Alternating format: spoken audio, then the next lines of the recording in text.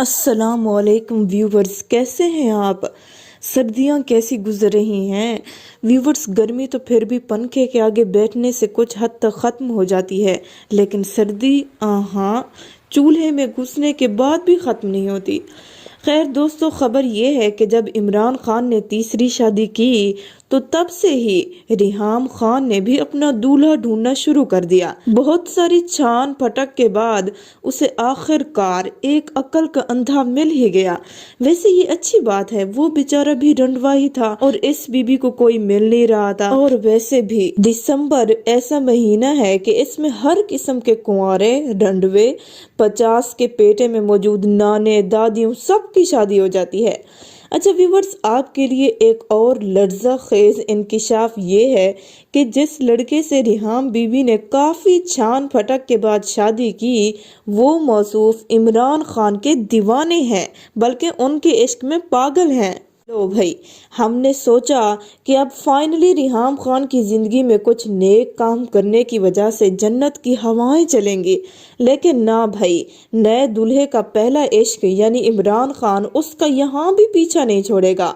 वो बहना ट्विटर पर इमरान खान के नाम पर आग लगाना नहीं भूलती, और इधर भैया जी इमरान खान के नाम पर वीडियोस बनाने से बाज नहीं आते। खैर व्यूवर्स, दुश्मनी और दीवानगी इन दोनों को एक दूसरे के पास खींच लाई। अब देखते हैं इस आग और पानी का कॉम्बिनेशन कितनी मुद्दत ठहरता है।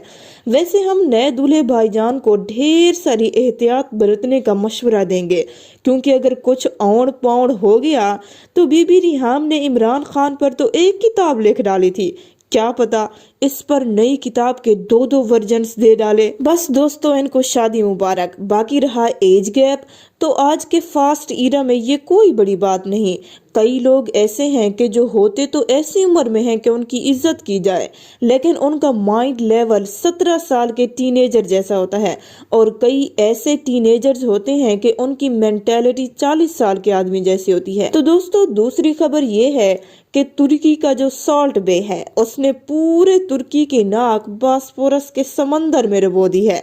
कसाई साहब दूसरों की ट्रॉफी अपनी जाती मिल्कियत समझकर कभी उसे चूम रहे हैं, तो कभी दूसरों के मेडल्स दांतों से बच्चों की चूसनी समझकर चबा रहे हैं। इधर तुर्की वाले दूसरों को शराफत के दर्स दे रहे हैं, और उधर नमक बे, मेरा मतलब है सॉल्ट बे, ने खुलकर अपने थर्ड क्लास होने का सबूत दे दिया। बंदे के पास थोड़ा पैसा क्या आया, अपनी औकात, तमीज और पुरानी रिवायात ही खो दी। खैर व्यूवर्स, उसको यूएस ओपन में बैन कर दिया गया है कि कहीं कसाई साहब अपनी ऐसी हरकतें लेकर वहीं ना पहुंच जाएं। और व्यूवर्स, तीसरी खबर ये है कि बहरोज साहब ने औरतों को कपड़ों पर बड़ा सारा लेक्चर दे डाला। अभी उनकी ये वीडियो बामुश्किल ही कोई हजम कर पाया था कि चंद दिनों बाद एक और वीडियो सामने आई, जिसमें बहरोज साहब उन्हीं औरतों के साथ जिन्होंने बड़े ढीले ढाले स्लीवलेस लिबास पहन रखे थे, उन्हीं औरतों के साथ डांस फरमा रहे थे। लो भाई, ये है खुली मुनाफकत।